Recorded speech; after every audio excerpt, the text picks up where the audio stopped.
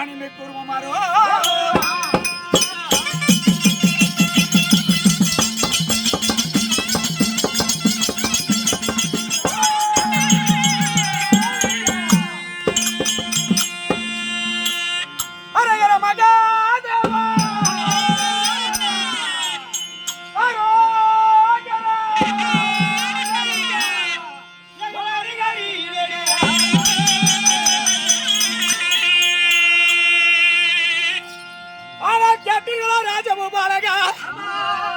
கேட்டீர்களோ சபையில் உள்ள பெரியோர்களே,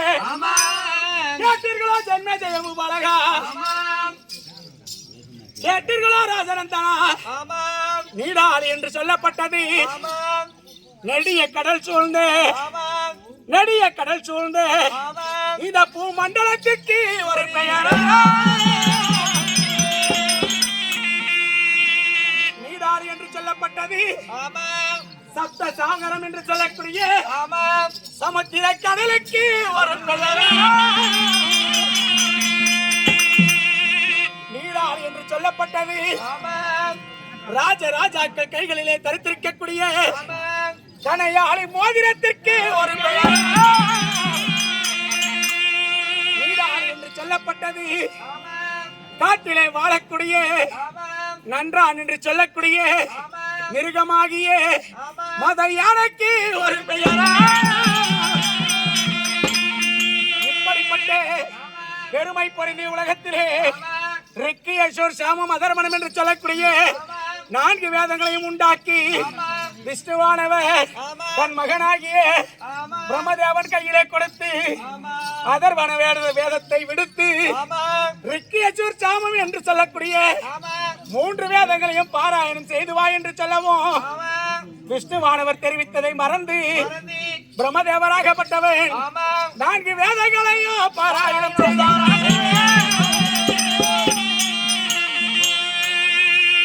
பிரம்மதேவராகப்பட்டவர் அதர்வன வேதத்தையும் சேர்த்து பாராயணம் செய்ய அதர்வன வேதத்திலிருந்து சோமுகாசுரனாகப்பட்டவன் பிரம்மனுடைய நாசி கமலத்திலிருந்து வெளியே வந்து அந்த 4 வேதங்களையும் களவாடி சமுத்திர கடலுக்கு போய்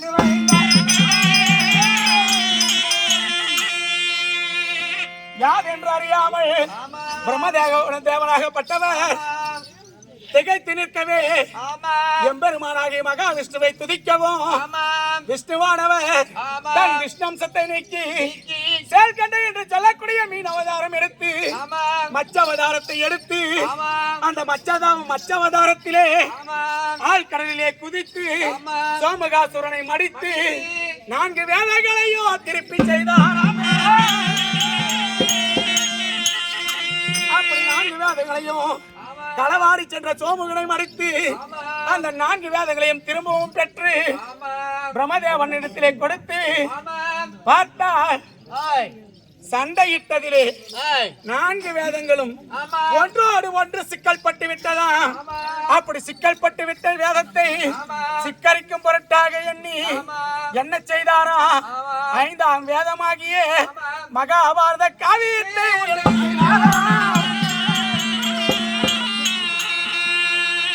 மகாபாரத காவியத்தை 5ஆம் வேதம் என்று ஏன் சொல்ல வேண்டும்? இதனை நிலைநாட்டு பொருட்டாக விஷ்ணுவானவர் தன் விஷ்ணம்சத்தை நீக்கி வியாசர் பெருமானாக அவதாரம் எடுத்து வியாசராகப்பட்டவர் ஒவ்வொன்றாக சொல்லவும் விநாயக பெருமானாகப்பட்ட தன்னுடைய வலது கொம்பினை எழுத்தாணியம் கொண்டு வரி வரியாகவும் ஏடு ஏடாகவும் முத்து பவளங்களாகவும்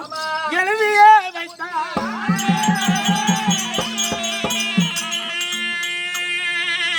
அப்படி வியாச பெருமானால் எழுதப்பட்ட காவியமானால் இதற்கு வியாசர் பாரதம் என்றும் விநாயக பெருமானால் எழுதப்பட்டதா இதுக்கு புண்ணிய சரித்திரம் என்றும் கைலங்கிரி சென்று மும்மூர்த்தி தேவரெல்லாம் ஆலோசித்து பார்த்து தேவாதி தேவர்களும் 8000 ரிஷிமார்களும் ஆலோசித்து இந்த கைலை மலையிலே இந்த மகாபாரத காவியத்தை ஒரு தட்டிலும் இந்த 4 வேதங்களை ஒரு தட்டிலும் வைத்து எடை போட்டு பார்த்தால் மகாபாரத காவியமாகப்பட்டது ஒரு நூல் பாரமாகவும் ஒரு நூல் இடையாகவும் அப்படி உயர்ப்பமாக இருக்கின்ற போது இதற்கு மகாபாரதம் என்று கைலங்கிரிக்கு சென்று எழுதப்பட்ட காவியமாதான்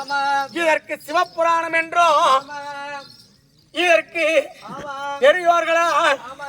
நிச்சயப்படுத்தி உறுதி செய்தலாதலால்